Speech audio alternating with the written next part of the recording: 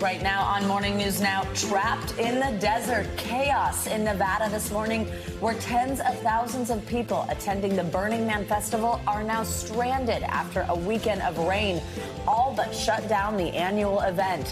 Heavy rains causing brutal, muddy conditions, now leading to one death. We'll hear from someone on the ground as Burning Man's CEO urges calm. Also this morning, it's a summer swelter for millions of Americans on this Labor Day, with record-breaking heat expected from D.C. to Minneapolis.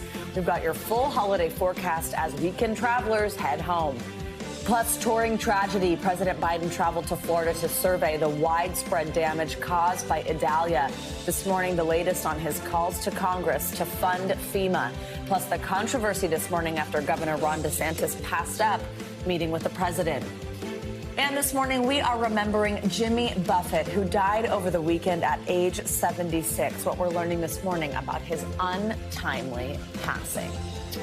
I was actually named after Jimmy Buffett's daughter, Savannah Jane Buffett. So, yeah, that was sad news this weekend. Yeah, very sad. So many fans, but our family was certainly talking about it. I bet. A lot of margaritas being had. Yeah, exactly. Sure. Well, good Monday morning. I'm Stephen Romo. Thanks for being here. I'm in for Joe Fryer. And I'm Savannah Sellers. Thank you for being with us on this Labor Day. Happy holiday. We begin this morning in Nevada, where tens of thousands of people are trapped at the Burning Man Festival. Yeah, a messy situation. Torrential downpours over the weekend led to severe flooding in the remote desert location. It left festival goers stranded in miles of thick mud.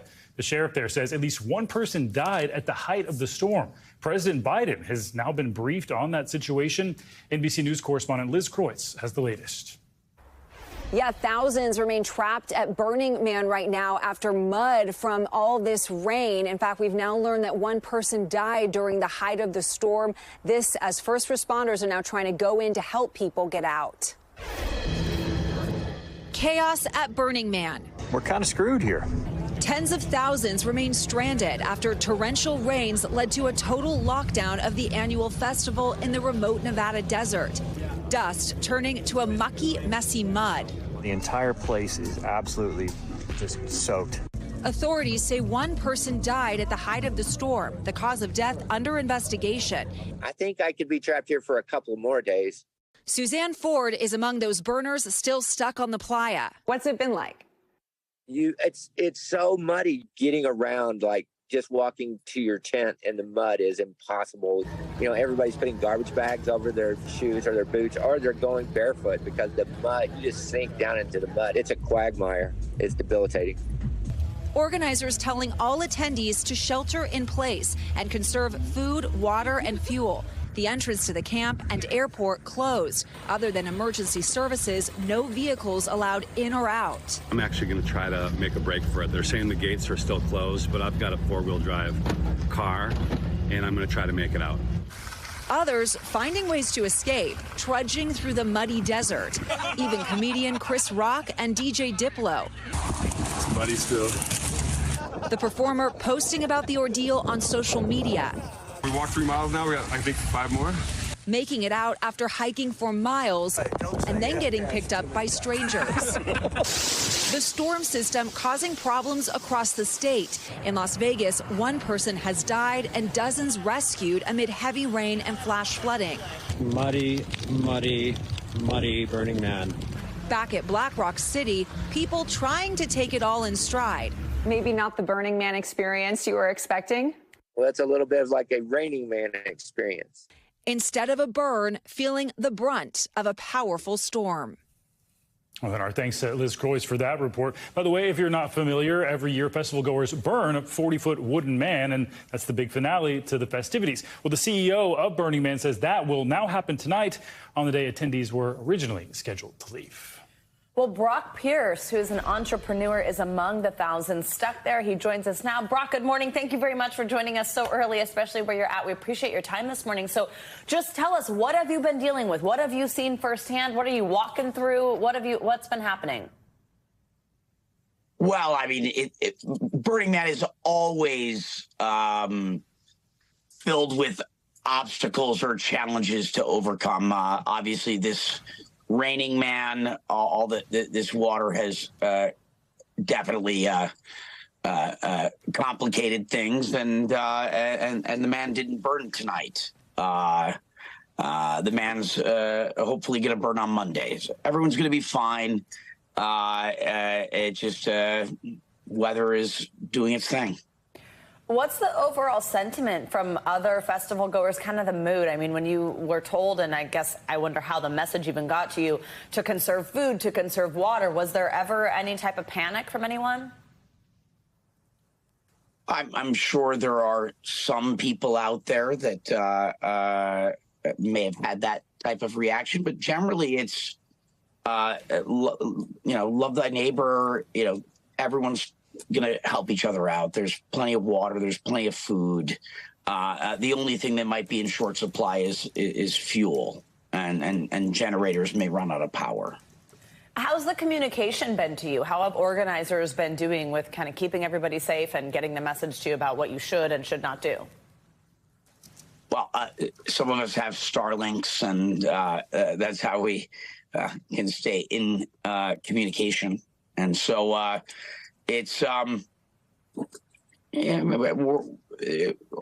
if it doesn't rain in the morning,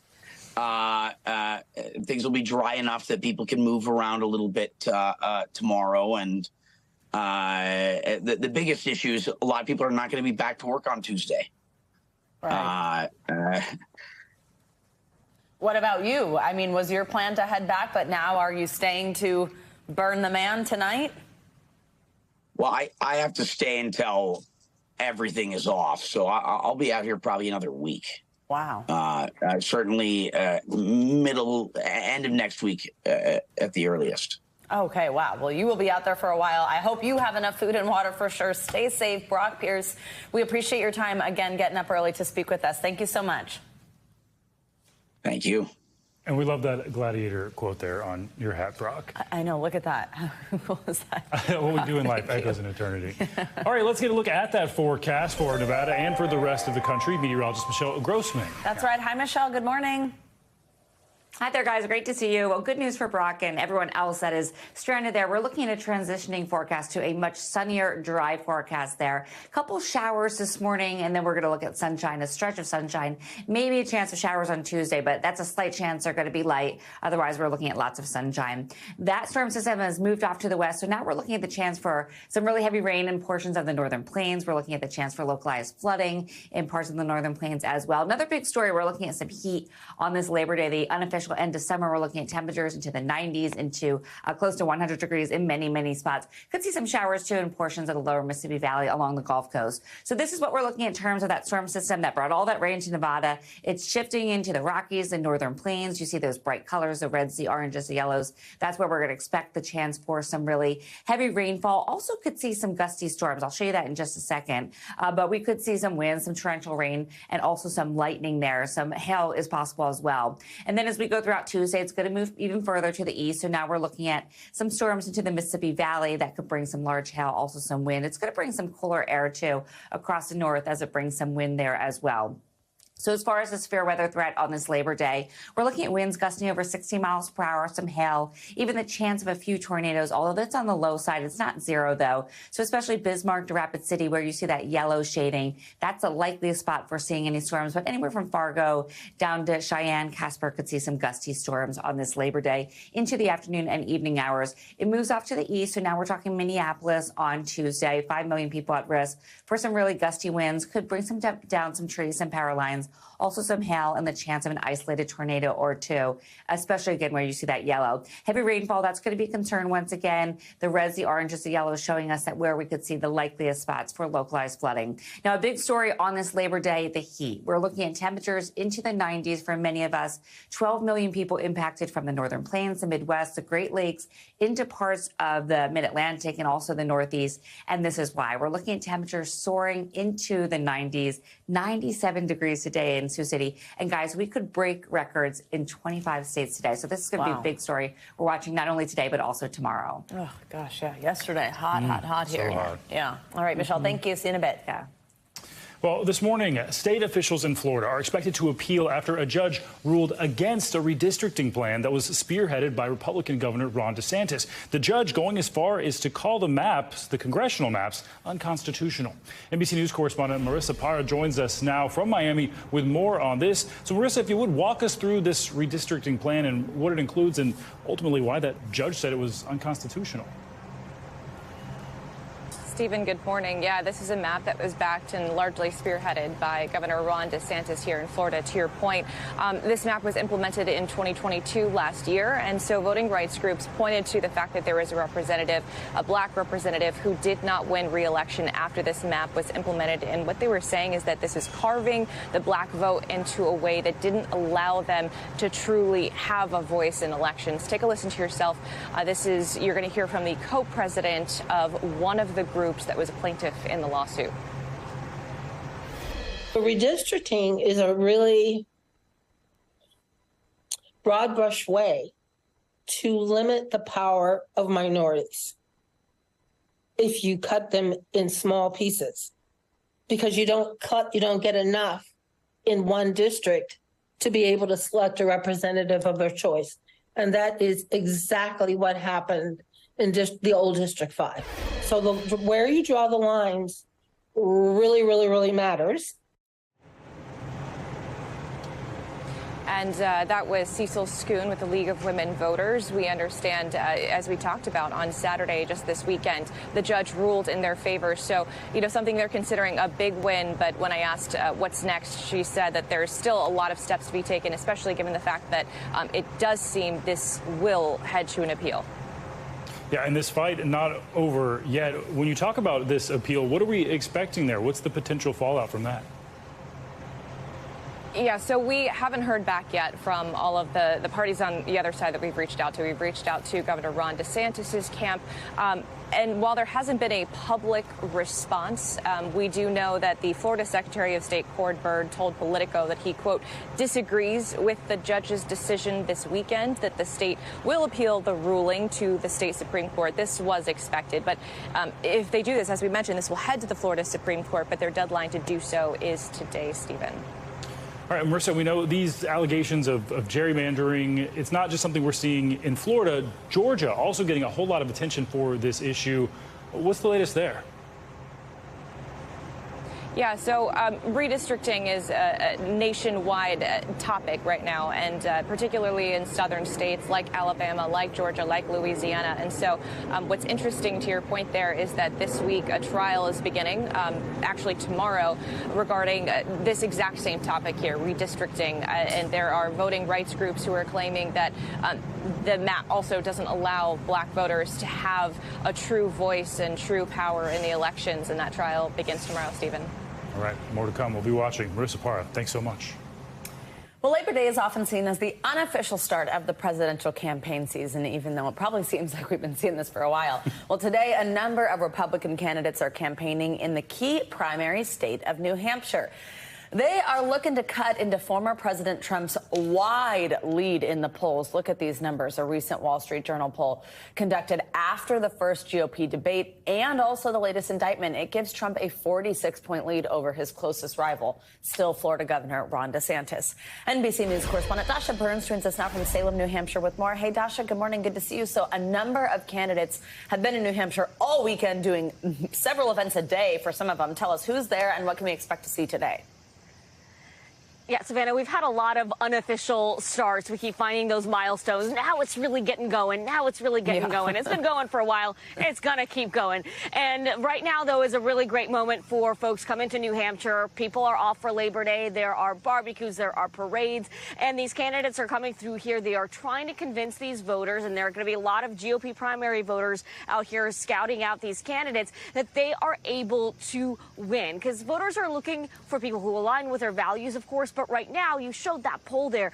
There are folks who might be looking for a Trump alternative. And one thing that I keep hearing from people over and over is that they are looking for someone that can actually make this happen. And when you see those numbers, you need somebody who can really make that argument and who can convince voters that they are the person who can take this home in these critical early states like New Hampshire, like Iowa, like South Carolina. And Vivek Ramaswamy, who's been having some momentum lately, was asked in a town hall recently about whether or not he might be running just to be Trump's vice president, because he's been sort of so arms wide open and very complimentary of former President Trump. And here's the answer that he gave.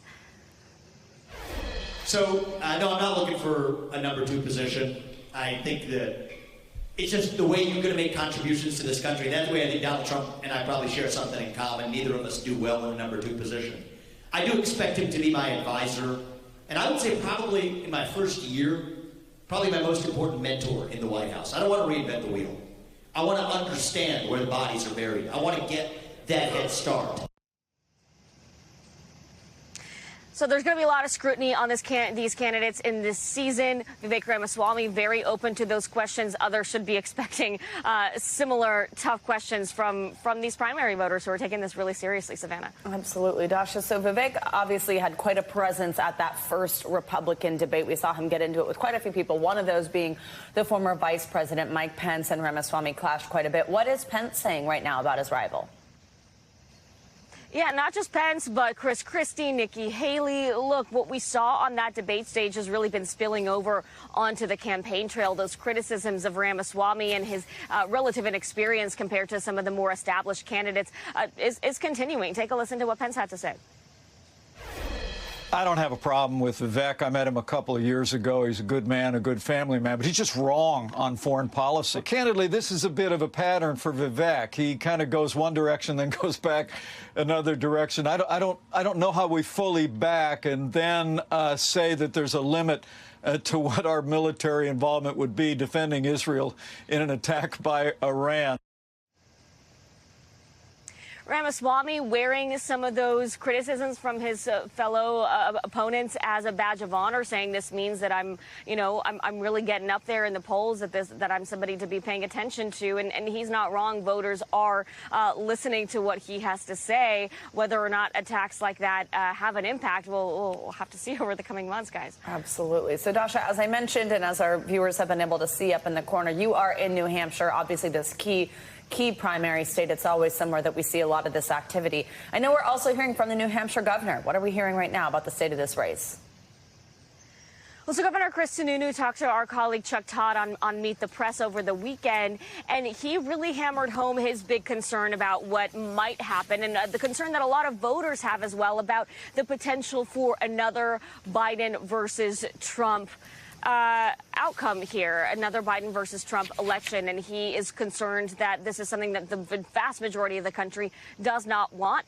He's predicting that's not what's going to happen, but a lot has to change in the coming months in order for that not to be the case. Of course, he's saying that especially in states like New Hampshire and Iowa and South Carolina, there really needs to be consolidation behind one of these primary candidates. And that's what these states are meant to do, right? So he's hoping that New Hampshire will be one of the states that helps create a sort of two-person race here, Trump versus one alternative, rather than this wide field that we have right now. All right, Tasha Burns out there on the trail for us on this unofficial, start, middle, who knows, of this campaign trail. Happy Labor Day. Thanks, Tasha. Well, it's the start of another pivotal week for the investigations into election interference in Georgia. Some of the defendants charged are expected to be arraigned on Wednesday, but former President Trump will not be among them. He waived his right to appear after pleading not guilty last week. NBC News Justice and Intelligence correspondent Ken Delaney joins us now for more on this. So, Ken, former Trump lawyer Rudy Giuliani waived his arraignment on Friday, but there are several others who have not done that, most notably former Chief of Staff Mark Meadows. So how significant is that, and is he at all likely to waive his right to appear? Good morning, Stephen. He may well. It's not terribly significant. It's a formality. An arraignment is simply a reading of the charges, gives the defendants a chance to enter a plea. In Georgia, you don't have to appear And so obviously Mr. Trump did not. It's not clear whether Mr. Meadows will. One of the big questions really surrounding Mark Meadows in this whole case is really does appear that he could be an important witness for the special counsel in the very similar case in Washington, and yet he's charged criminally in the Georgia case. How does that all play out? Are the two prosecution teams talking? We're not likely to get an answer on that this week, but that's the big looming question. And speaking of Meadows, he's been trying to move his case to a federal court, this Georgia case. Where does that stand? And do we know why Trump isn't really trying to do that? Right. He's trying to do that because he's arguing he was acting as a federal official at the time. We are awaiting a ruling in that matter by a federal judge in Georgia. And there is every chance that Donald Trump will follow that path. His team may be waiting to see how the judge rules in the Meadows case. But Trump is his own animal in this regard. He's absolutely going to make that argument that he was acting as the president and therefore can't be charged in Georgia. As he did in New York, he lost that one. So we'll see how it works out in Georgia. And Ken, as if there weren't already enough cases to try to follow, we are looking at another one. The one on Friday, a federal appeals court denied the Department of Justice request to block Trump from sitting for a deposition on those lawsuits filed by former FBI employees Peter Strzok and Lisa Page. So what's going on there? Is he going to be deposed for this one? It's really interesting. He may well be, and you know, viewers may be wondering, why is the Biden Department of Justice trying to keep Donald Trump from having a deposition? Well, it's because the Justice Department represents the interests of the presidency, and they generally don't like civil litigants to be able to come in and demand to depose a former president. They argue against that. In this case, those two FBI agents are arguing they were unfairly treated. In Strzok's case, unfairly terminated. In Page's case, text messages released. She's arguing it was a violation of her privacy rights. And it does look like Donald Trump will be deposed in that case. Whether he had anything to do with how those people were disciplined and fired remains to be seen, but we may get to learn with Donald Trump under oath, guys. All right, Ken Delanian, thanks so much. Well, turning to tennis now, and Coco Gauff is advancing into the latter stages of the U.S. Open. The 19-year-old American beat Danish star Caroline Wozniacki by 2-1. She'll now face the former French Open winner Jelena Ostapenko in tomorrow's quarterfinal. I saw Coco on Friday night. I went to the Open. She is just so fantastic, so good to watch. But, you know, Caroline, she's a mom. She had a kid she has two now, but she had less than a year ago she had a baby. And she's also been to the U.S. Open. I think it was in 3 different decades as a teenager, then as the world #1, and now as a mom of 2. So also just so impressive. But super impressive. I know. Yeah. They were both great. So, but exciting for Coco. Very much so. All right, coming up on Morning News Now, much more on the U.S. Open. Novak Djokovic set to face off against American phenom Taylor Fritz in tomorrow's hotly anticipated quarterfinal match. But first, President Biden in Florida to tour Idalia's devastation. The latest on recovery efforts and why Governor Ron DeSantis was notably absent. That is up next.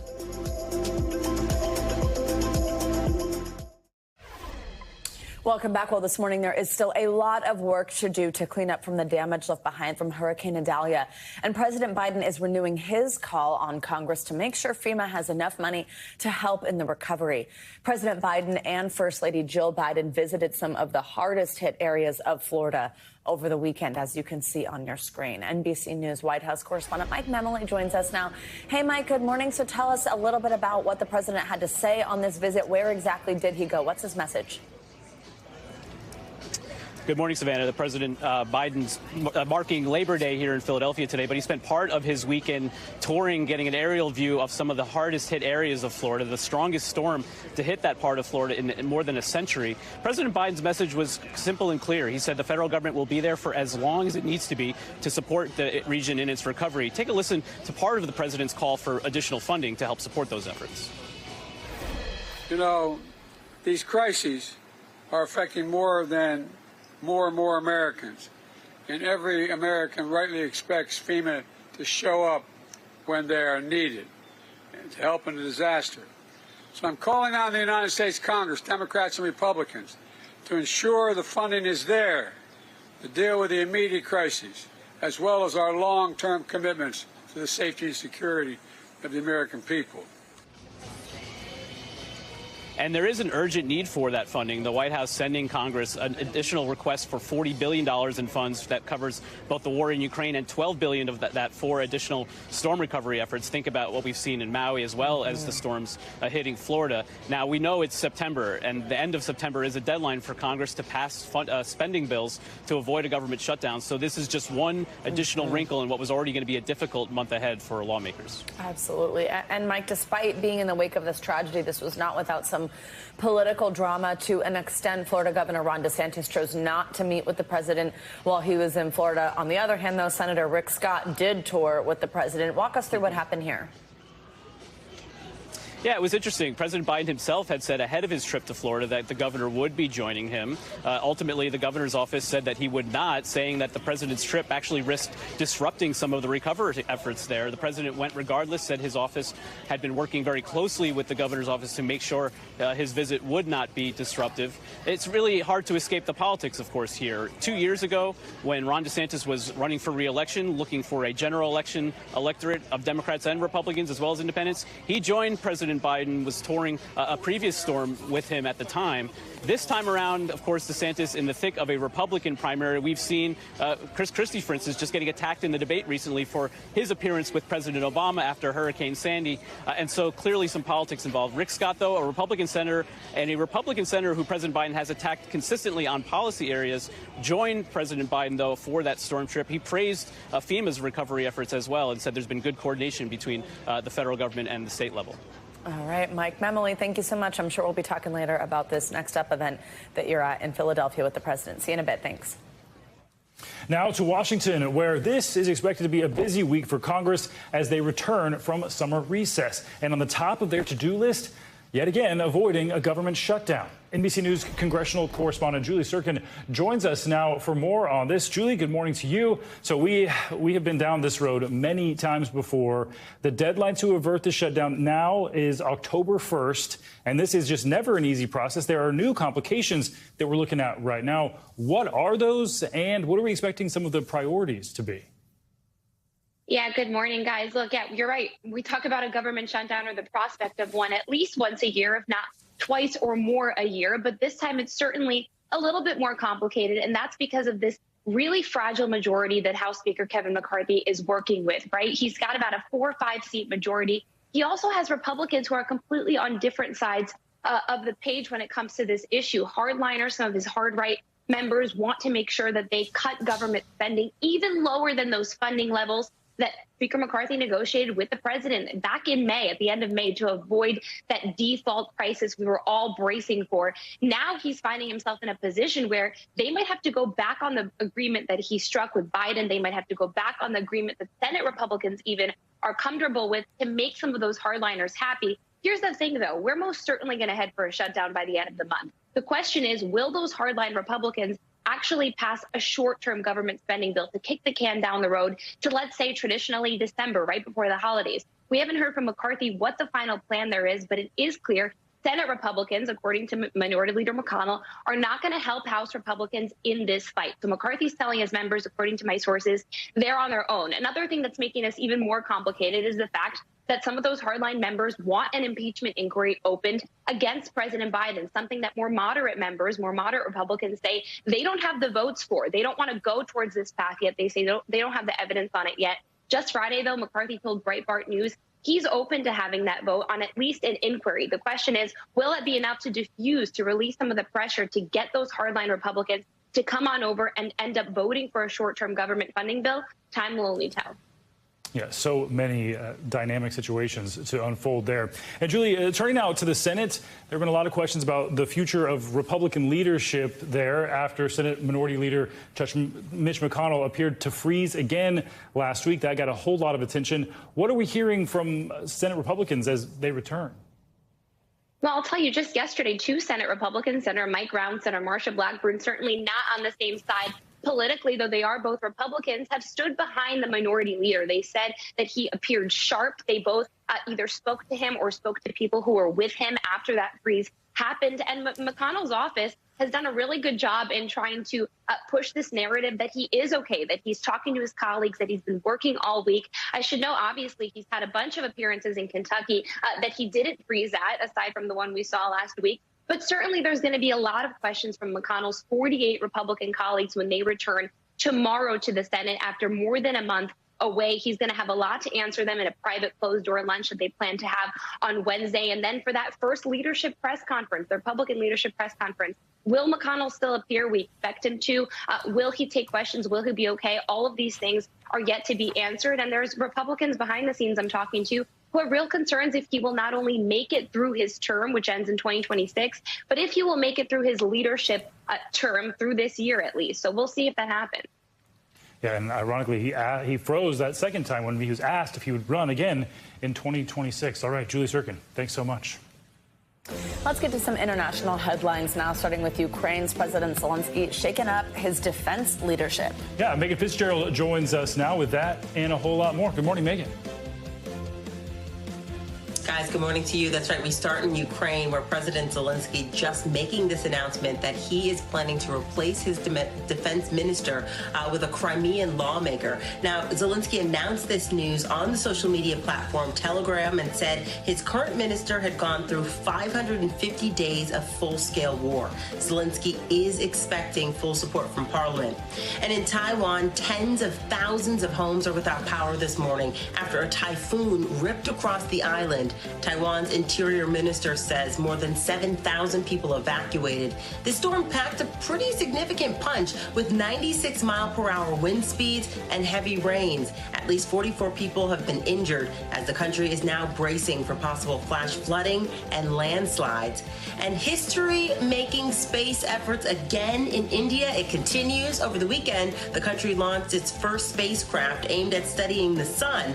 This comes, of course, after they made history last month when they landed a spacecraft on the lunar surface. By the way, India is now the only the fourth country in the world to land a spacecraft successfully on the moon and the second to do so in the 21st century, guys. Well, we're working on that here with our Artemis mission, so That's maybe right. we'll be not too far behind. Megan Fitzgerald, thank you so much.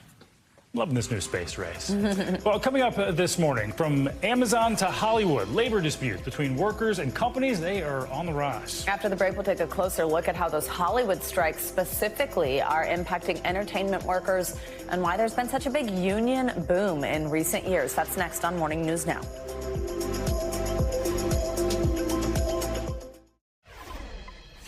Welcome back. From Amazon to Starbucks and more. This year has seen a lot of labor organizing across the country. In fact, as we celebrate Labor Day today, so far we've seen 230 strikes this year. Yeah, the most notable probably the two strikes that have shut down Hollywood. NBC News correspondent Lindsay Reiser has more on the impact that's having on actors across the industry.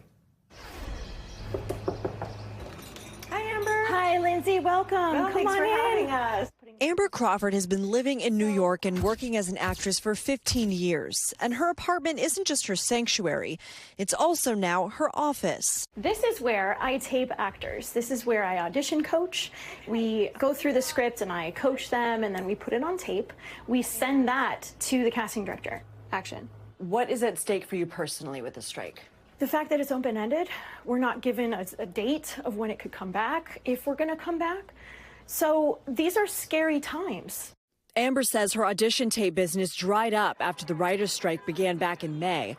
And now she's going from the red carpet for roles in shows like Average Joe on BET Plus to the unknown, wondering where her next check is coming from. Actors want the general public to just know that we are just labor workers, just like people driving UPS trucks, just like people working at Starbucks. One day longer.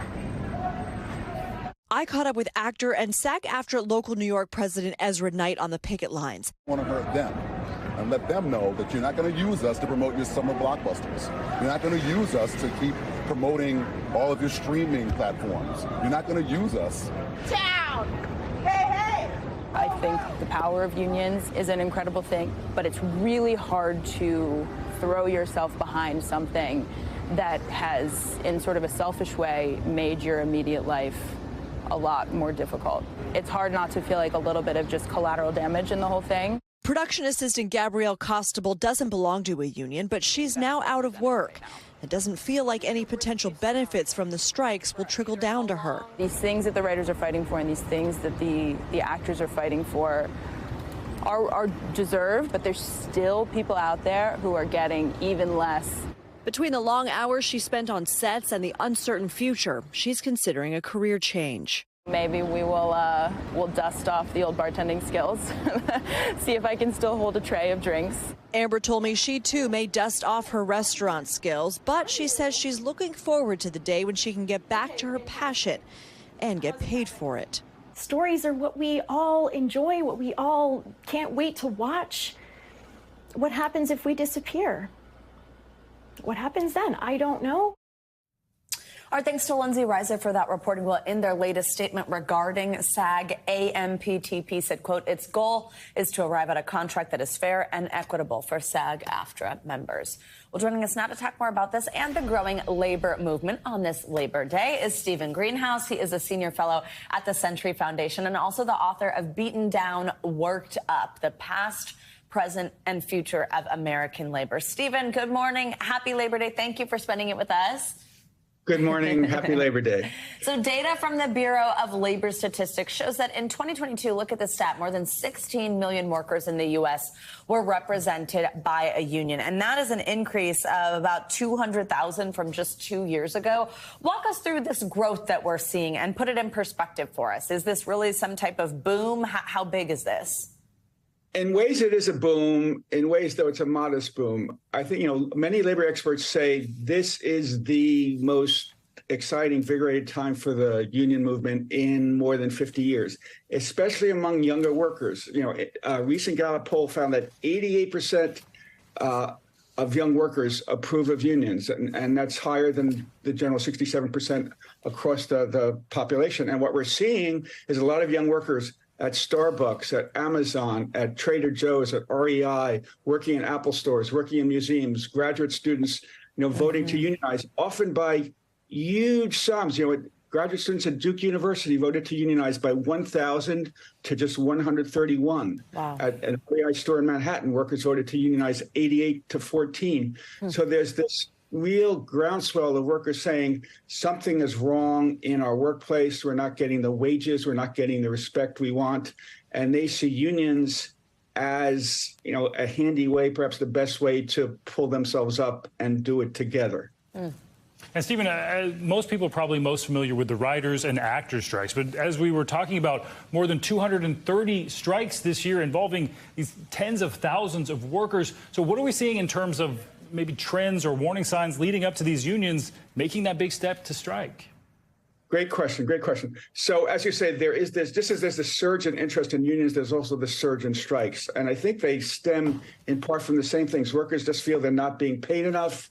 And we've all seen the worst inflation since the late 1970s. A lot of workers feel that they haven't kept up with inflation. At the same time, they're reading that CEOs are making $20 million a year and the stock market is near record levels. And a lot of workers just feel something is broken. I'm struggling to keep up with inflation. But, corporations are doing great. Billionaires are doing great. CEOs are doing great. And then let's not forget the pandemic. A lot of workers felt, that they were put out, that their lives were endangered, especially a lot of, retail workers, bus drivers, subway workers, Trader Joe's workers, Starbucks workers. They felt every day they had to report to work. They risked their lives, and they felt they often weren't treated properly, weren't often rewarded properly. Now, the Hollywood strikes, as with some other strikes, they're being sparked in part by technological changes, huge changes in industries. A lot of actors feel that, and writers feel that, with the increase in streaming, they're not getting paid as much as they used to be. There's great fear of AI. Writers and actors both feel that their jobs might be replaced, reduced, changed irrevocably through AI, and they want a say in their jobs, much like Starbucks workers who say, their schedules are jerked around too much each week, or Amazon workers who say, their jobs are way too stressful. They say, we want a greater voice on the job. Same thing, the 150,000 Hollywood actors are saying, same thing, the 11,500 Hollywood writers who are on strike are saying, that we want a union, we want a greater say on our job to help ensure that our workplace is better. And unfortunately, the Hollywood strike is going on a long time, and we all hope that it reaches a solution soon. Wow. But the two sides seem far apart. The studios want a lot of freedom in using new technology. The union is saying, we want to assure that there's like a minimum number of writers who continue to work, on each job, and the studios are against that. So, the workers with these strikes really see unions as a powerful instrument to get what they see as a fairer shake at the workplace. The companies say, you guessed it, the unions are being too aggressive. Their demands are unrealistic. So hopefully they get to yes in the next few days or weeks. Stephen Greenhouse, we appreciate you being here on this Labor Day. Thank you so much. Well, Labor Day weekend ranks as one of the busiest travel periods of the year annually, and today it winds down, of course, as people start to return home, marking the unofficial end of summer. Yeah, I don't love that. Well, Clint Henderson is the managing editor of The Points Guy, and he joins us now to discuss what to expect during the fall travel season as well. So, good morning, Clint. First of all, how did Labor Day travel go this weekend? And are we seeing any signs that may signal we're past all of those lingering pandemic, possibly related travel woes? Each year around this time, I think to myself, we got through Labor Day without too many problems. Maybe it'll be great for the holidays. And then the holidays are a total meltdown. So I'm not ready to say that all our problems are at an end. I will say Labor Day weekend was great, especially considering we had a major hurricane hit Florida earlier in the week. The airlines recovered fairly quickly from that, which was pretty remarkable considering some of the meltdowns we've seen lately. I'm still very worried about air traffic controller shortages. So that's really where we're going to be watching this fall. But I am hopeful that maybe the airlines are recovering a little more quickly and that things can stabilize more quickly these days. So time will tell, but I'm hopeful for the holidays again this year. Yeah, so Clint, you just hit on two, of the major things. First, one being weather, which obviously is totally out of the airline's control, and you got to do what you got to do in order to keep people safe. But then the other one are these labor issues, speaking of which, on Labor Day. But you touch on specifically the air traffic controller shortage. We've been having a lot of conversations about concerns about pilots, so many retiring. Do we need to change the rules to let people start younger or start with less training, that type of thing? Is there still a concern, especially as we do look towards the holidays at the end of this year, when it comes to labor within the industry? Yeah, labor is the big issue. I mean, I think that's been the real problem post-COVID as we sort of ease out of the worst of the pandemic. We've seen shortages of not only air traffic controllers, but also pilots, as you mentioned, and even flight attendants. I do think that the hiring pipeline has improved for both flight attendants, airport workers, and for pilots themselves. There's still issues with pilot shortages because so many pilots continue to retire. So until that gets fully fixed, we're still worried about that a little bit. But the real shortages are air traffic controllers, especially in places like in the Northeast. Pilot pipelines improve some. The ATC workers, still big shortages. And Clint, we don't have a lot of time left, but I wanted to ask, should we be booking our holiday flights already? Is it already time? Yeah, it's time. You should at the very least be tracking them. I would start booking Thanksgiving.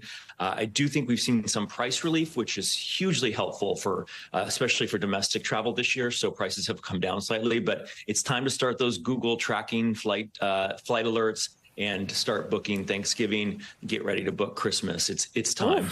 Wow. Man, it's hard to think of that when it's 90 degrees in New York to book your tickets already. Best time of year to travel, though. Best time of year to travel, fall right now. There you go. Good point. All right, Clint Henderson, thank you. Thank you. Happy Labor Day. You too. Coming up, the U.S. Open powers on. Yeah, we've got more on the American who's set to take on Novak Djokovic in tomorrow's highly anticipated quarterfinal match. We've got a preview coming up next.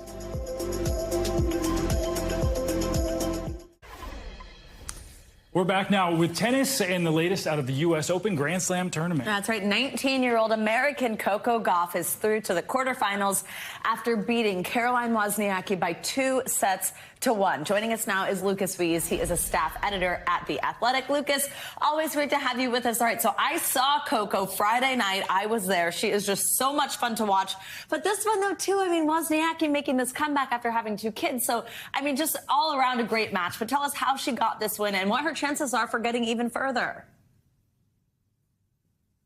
Well, first off, thanks so much for having me on again. Yes, it was a compelling match between Coco Gauff and Caroline Wozniacki. And look, Coco Gauff won the first set, but then Wozniacki showed that veteran experience to win the second set. And Gauff was down a break in the third set to Wozniacki, but she then told her coaches politely to please stop talking to her, and that changed things for the young teenager. She really raised her game, showcasing that aggressiveness, her on-court movement, which propelled her to win the third set and advance to her second consecutive quarterfinal. Look, Coco Gauff won in Washington. She won in Cincinnati. She has a very good chance to win the U.S. Open, which would be her first slam. Wow. So exciting. Yeah, very exciting. And Lucas, to the men's game now. Djokovic also sailed through to the quarterfinals. He'll face American Taylor Fritz. Can anyone stop Djokovic now from grabbing a record-equaling 24th title? It's going to be tough. Novak Djokovic looks awfully good, and he has a very good draw. He now faces American Taylor Fritz, who's into his second career slam quarterfinal. They just met in Cincinnati, where Djokovic beat Taylor Fritz in straight sets. Look, to me, the only challenger for Djokovic to me in this tournament is Carlos Alcaraz, the world #1, who beat Djokovic at Wimbledon earlier this summer. So Djokovic looks awfully good. It's going to be very difficult to beat Djokovic as he tries to win his 24th slam title. Well, I also saw him on Friday night. We were there until almost 2 in the morning. It was crazy. Lucas, quickly, before I let you go, Fritz, one of 3 Americans in the men's quarterfinal. A lot of Americans. Gauff, one of 4 left in the women's tournament. Could an American win this? I think so. It's in a really exciting time for American tennis. You have 2 American women, Coco Gauff, Jessica Pegula, have the best chance on the women's side. For the men's side, you have Taylor Fritz, Frances Tiafoe, and Ben Shelton. It's the first time since 2005 that you have 3 Americans in the quarterfinals at the U.S. Open. They're trying to break the drought. Andy Roddick, the last American man to win the U.S. Open 20 years ago. They're in a tough draw, but it is a great time for American tennis because they're hungry and they're motivated to break that drought. And Shelton with that 149-mile-per-hour serve, out of control. Lucas Wies, thank you so much. Great to see you. Welcome back. Beyonce's Renaissance Tour has reached L.A. County, and an incredible array of Hollywood stars and other big names have been spotted at SoFi Stadium paying homage to Queen Bee. Selena Gomez, Sofia Vergara, Jessica Alba, Issa Rae, and Prince Harry and Meghan were all there. It's just a few of the celebrities actually spotted enjoying the concert. The music icon had asked fans to wear silver for the last month of her tour as a birthday wish for her, and tonight will be a very special performance as it's her actual birthday. She turns 42 today. I wish I had worn silver today, Savannah. I know, right? Good Monday morning, and thank you very much for being with us on this Labor Day. I'm Savannah Sellers. And I'm Stephen Romo in for Joe Fryer today. And right now on Morning News Now, travel crush. Labor Day weekend is wrapping up, but get ready for another busy travel day as millions of Americans start heading home. We'll tell you everything you need to know as you hit the road or catch that flight, and why it's not too early now to start thinking about booking your travel for the upcoming holiday season. And feeling the burn, tens of thousands of people are still stranded this morning at the annual Burning Man Festival in Nevada. Torrential downpours over the weekend flooded that desert venue, creating a muddy mess for people there. The sheriff saying at least 1 person has died at the height of that storm. Will festival goers be able to start their journey home today? We have the latest on those conditions. Plus, deadly gender reveal. Video capturing the horrific moment in Mexico when a plane used in a gender reveal stunt broke apart and crashed to the ground right in front of those party guests, killing the pilot. We have the latest on that investigation this morning. And you got served. Tennis teen sensation Coco Gauff taking the U.S. Open by storm in one of the most highly anticipated matches in years. The 19-year-old defeated 33-year-old Caroline Wozniacki, securing her spot in the quarterfinals We've got those highlights for you as well. A lot to get to this morning. We do begin this hour with the return home for millions of Americans as the Labor Day holiday weekend comes to an end. Yeah, if you're traveling today or tomorrow, you'll have plenty of company, I'm sorry to say. Domestic travel this holiday weekend is up 4% from last year. Some 95 million Americans are expected to travel on the roads or in the skies today. NBC News correspondent Kathy Park joins us with more on the Labor Day travel rush. Hi, Kathy. Happy Labor Day. Good morning.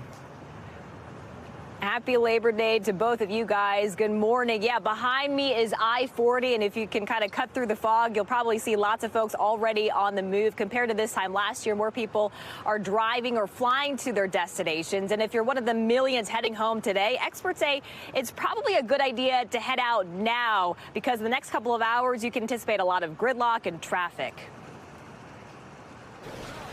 This morning, millions are expected to be on the move, with the Labor Day weekend starting to wind down, capping off a record-breaking summer travel season. The TSA reporting more than 2 million passengers Friday and again on Saturday, estimating nearly 14 million will have taken to the skies over 6 days, with few signs of trouble.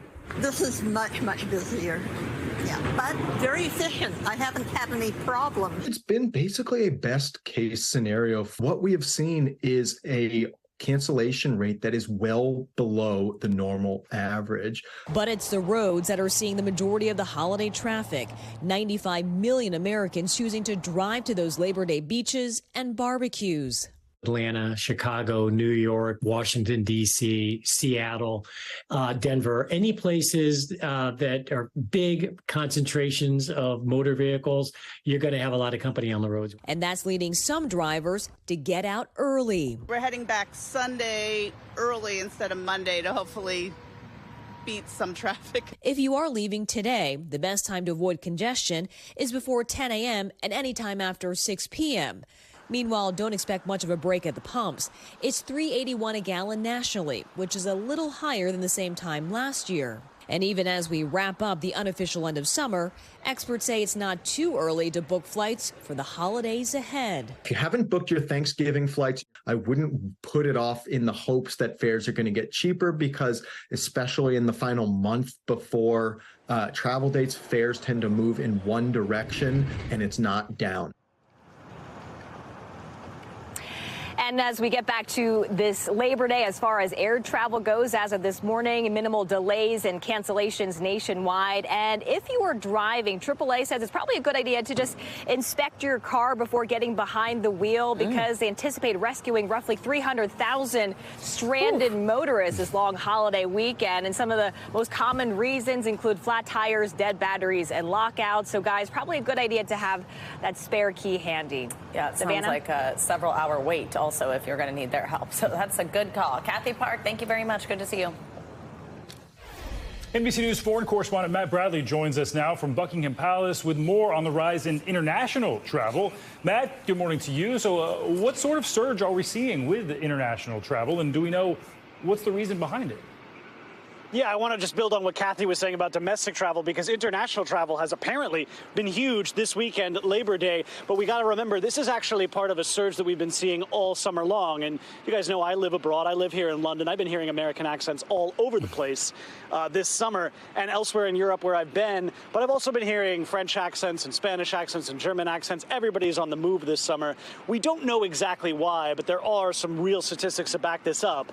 AAA in the United States has said the domestic bookings are up 4%, but international bookings are up 44%, 11 times that number. That's an astonishingly large figure. Now, also, their AAA is saying that London, Dublin, Paris, places like this are the big destinations for American travelers this weekend. But it's not just AAA. You know, United Airlines has said international hotel bookings for the holiday are up 82% over last year, and international cruise bookings for cruises are up 44%. So again, we're really seeing Americans on the move, guys. My brain still goes back to the pandemic, and maybe people are just rushing to get out now and take up those long-awaited travel plans, Matt. So overall, what are some of the biggest travel trends that you're hearing about? Yeah, I mean, we were talking to some people out here because this is apparently the biggest destination for American tourists here in London. But, you know, the fact is that, and you guys know, when you take a vacation, it's not because of some economic indicators or inflation data or, you know, ticket prices. You normally take a holiday because it's convenient for you and your family and your friends. That's the real thing that goes into planning this. But we spoke with some folks, and, you know, they were kind of surprised to hear that Americans were on the move this weekend, just like they were. But, you know, they said that they mentioned the pandemic, that the recession of the pandemic, which seems to be, even though we're starting to see some surging numbers, people just aren't as afraid of the disease as they used to be. You know, I think that probably the war in Ukraine probably kept people at home last year and made that they didn't want to go to Europe.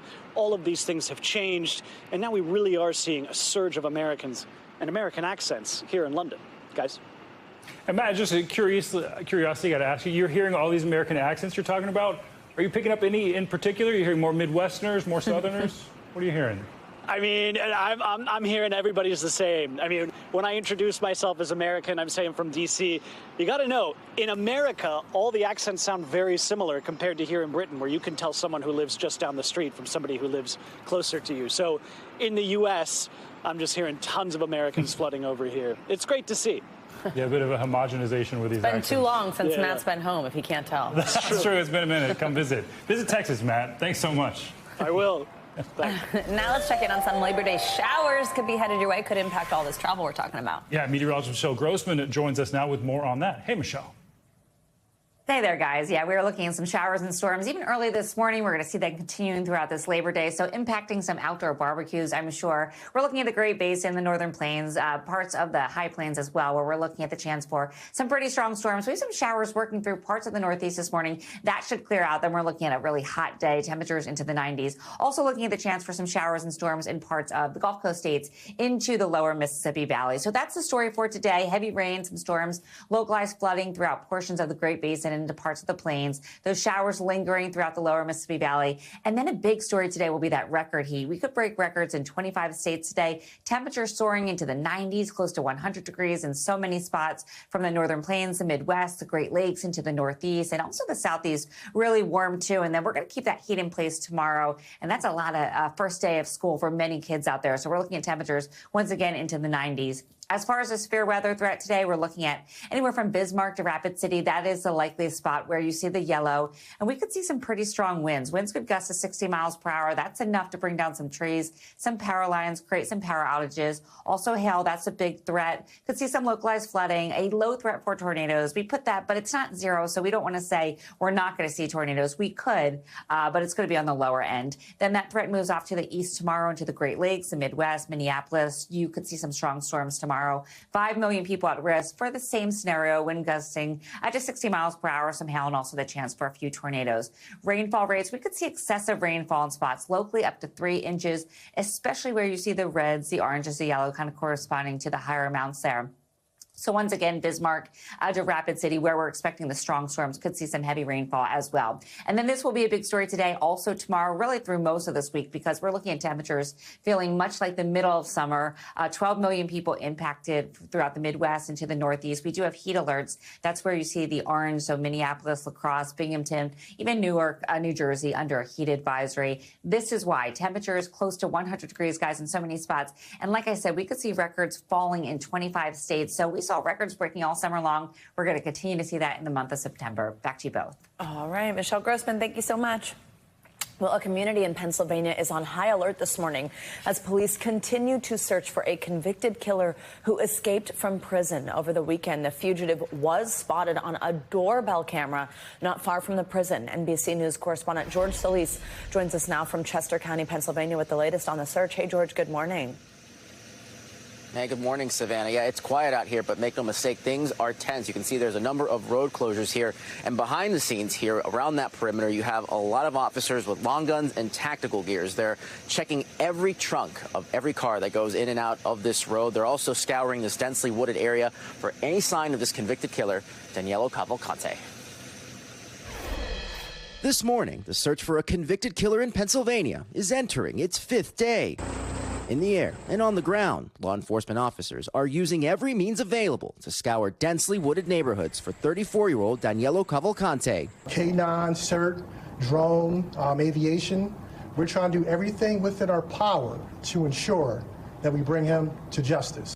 Over the weekend, a lead in the case after authorities say Cavalcante was spotted on doorbell video carrying a backpack and still wearing his prison-issued clothing. The sighting less than 2 miles from the Chester County prison where he escaped early Thursday. Have there been sleepless nights? Yes. Yes. I mean, of course, worrying about somebody that could come into your backyard and into your house. Of course there's been sleepless nights.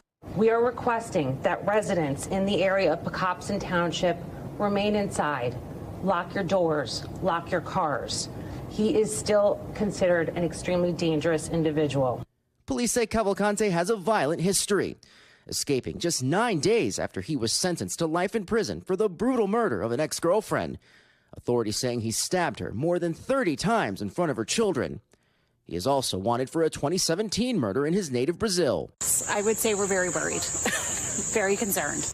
Local residents on edge. Police responding to over 100 tips, including possible home break-ins. As a precaution, some businesses in the area temporarily shutting down. Have you seen anything like this before? We have never seen anything like this before. With a community on lockdown, police believe they are getting closer to the fugitive still on the run. Now, police have not said how Cavalcante escaped from prison, but there is a reward for any information that might lead to his capture. Authorities are also asking people to keep an eye on those surveillance cameras for any sign of this 5-foot, 120-pound fugitive. Savannah? Wow. All right, George Solis, thank you very much. Well, now to Nevada, where tens of thousands of attendees at the annual Burning Man Festival are waiting for the all clear to start heading home. Yeah, this is such a mess. It's all over social media. They've been dealing with flooding, and the roads there are now covered in thick mud. It's happened all weekend since that torrential downpour that brought the event to a halt. The sheriff there says at least one person died at the height of the storm. NBC News entertainment correspondent Chloe Meles has the latest. Hey there, the CEO of the festival tells me the spirit of creative resilience and community that Burning Man is built on is helping everyone power through this extreme weather. But we are also learning just how dicey the conditions have been from the few folks who were able to make it out on foot. This morning, the harrowing escape to make it out of Burning Man. The entire place is absolutely just soaked. After 2 days of heavy rainfall left more than 70,000 trapped in thick mud in the middle of the remote Nevada desert. Driving a vehicle right now is impossible. There is absolutely no way you could move a vehicle through this right now. The local sheriff's office now probing the death of one person during the rain event. The cause still under investigation. But the festival says the death was not storm-related. I think I could be trapped here for a couple more days. The unprecedented downpour started Friday. Festival organizers telling burners to shelter in place and to conserve food, water, and fuel while closing roads both in and out of the playa. Did you all know that this was likely going to happen? We get a daily weather report. There was no cause for panic. Burning Man CEO Marianne Goodell telling me the self-reliant community of burners came well prepared for desert extremes. We've made it really clear that we do not see this as an evacuation situation and that the community is patient and the water is drying up. The sludge not stopping some from making the treacherous journey by foot. We took everything we needed to survive on our backs. Desperate to make it back to their children at home, Bear Kate and his wife walked 6 miles to the nearest open road. There were actually rivers that were flooding through the playa where we had to test and see how deep they were. My wife was carried across the river by a very strong man who carried her on her back. Some celebrities literally following in their footsteps. We walked 3 miles now. We got, I think, 5 more. DJ Diplo and comedian Chris Rock also trudging through the mud for miles before being rescued by Good Samaritans. Back at the camp, trapped burners coming together and holding on to hope that the weather finally clears in time for the annual Burn the Man finale, proving nothing can extinguish the spirit of this decades-long movement. The Burning Man organization advises participants to delay their departures in order to avoid getting stuck. But people are free to leave whenever they want. Back to you. Quite a mess. All right, Chloe, thank you. Well, now to a frightening scene in Mexico over the weekend. A video capturing the moment a small plane lost control and crashed right in the middle of a gender reveal party. NBC News correspondent Aaron McLaughlin has more on what happened. Hey there. Gender reveals are supposed to be joyful occasions for expectant parents. But in recent years, some of these celebrations have taken a dangerous turn. Over the weekend, one party in Mexico ending in tragedy when a plane suddenly crashed to the ground. Just the latest example of a gender reveal gone wrong.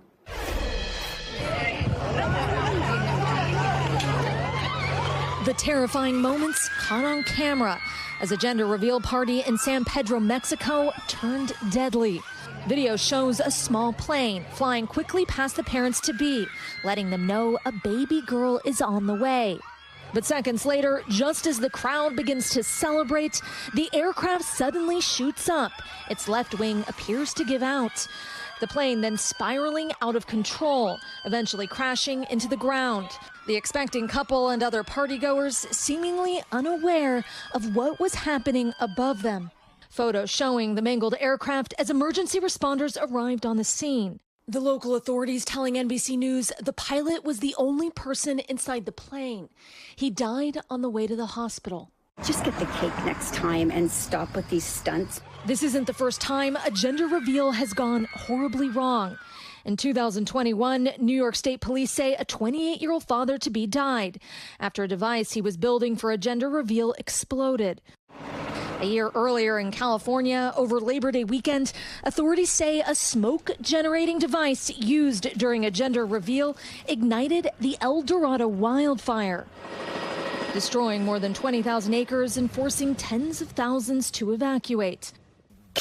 A similar story back in 2017, when an expectant father shot his rifle at a target packed with an explosive powder in a dry, grassy area in Arizona. According to officials, that single gunshot sparked a massive brush fire that took hundreds of firefighters weeks to control. The blaze consuming more than 45,000 acres and resulting in $8 million in damages. This latest fatality, yet another cautionary tale that some of these celebrations continue to get out of control. A first responder tells us there were no other injuries at the scene, and several partygoers called 911 about the incident. It's unclear what caused that wing to give out. Meanwhile, experts say think safety first when celebrating your baby. Back to you. Very good tip there. Erin McLaughlin, thank you so much. Well, turning to tennis now, an American teen sensation, Coco Gauff, she's headed to the quarterfinals of the U.S. Open. Yeah, and she had to overcome Caroline Wozniacki, who had retired from the sport in 2020, but her comeback was slowed by Gauff, who ended up winning by two sets to one. NBC News correspondent Emily Ikeda joins us now for more on this. A lot to talk about here. Oh, absolutely. This was a riveting match. And think about this. When Caroline Wozniacki turned pro back in 2005, Coco Gauff was about 16 months old. And yesterday, the match everyone has been waiting for finally taking center court. And that was just one of the high-profile matches featuring promising American players that had everyone at the Open on the edge of their seats. This morning, an American comeback on home turf. Sunday, a showcase of talent at the U.S. Open, from 19-year-old Coco Gauff earning a spot in the quarterfinals to 3 American men advancing to the 4th round for the first time since 2005. The teenage Gauff defeating 33-year-old Caroline Wozniacki. I think I have confidence in myself that I can go even further. In one of the most highly anticipated matches. Gauff becoming the first American teen since Serena Williams to reach 2 straight U.S. Open quarterfinals. But Wozniacki, in just her 3rd tournament back since coming out of retirement, proving she still has plenty left in the tank. Competing in her first major since she left the sport in 2020 and started a family. Wozniacki telling Hoda recently she has been inspired by countless women. It's not easy, but we all wear many hats, and it's just a great feeling to be able to live out my dreams. Stars filled the stands to watch the match, including Jimmy Butler of the Miami Heat and Spike Lee, who just missed snagging a game ball. Gauff honoring Wozniacki after the match. She's been an inspiration for me growing up. To be out here on the court with her today was an honor. On the men's side, 4 rising American stars electrifying the crowd. 20-year-old Ben Shelton beating fellow American Tommy Paul. Shelton's astonishing serve clocking in at 149 miles an hour. Taylor Fritz and Francis Tiafoe also advancing. The U.S. looking forward to the next round. It's definitely a great thing we have, and I hope we just keep going for many years. Okay, so as for matches today, Coco is keeping busy. This really amazes me. She and her playing partner, Jessica Pegula, are competing in the doubles round now of 16 and will definitely be keeping an eye out in the stands for her dad, Corey. Coco says if you don't see him cheering, chances are he's doing laps around the stadium because of his nerves. Just how relatable is that, right? Yeah. Like, it's so funny. Well, he doesn't sit down where her coaches are. Yes, he's in his own He's like area. way up in a box, like can't even watch. It's too cute. All right, Emily, awesome. thank you so much. That's Thanks, awesome. guys. Well, coming up on Morning News Now, President Biden in Florida to tour Idalia's devastation. Yeah, the latest on the recovery efforts and why Governor Ron DeSantis was notably absent. That's up next. Thanks for watching. Stay updated about breaking news and top stories on the NBC News app or follow us on social media.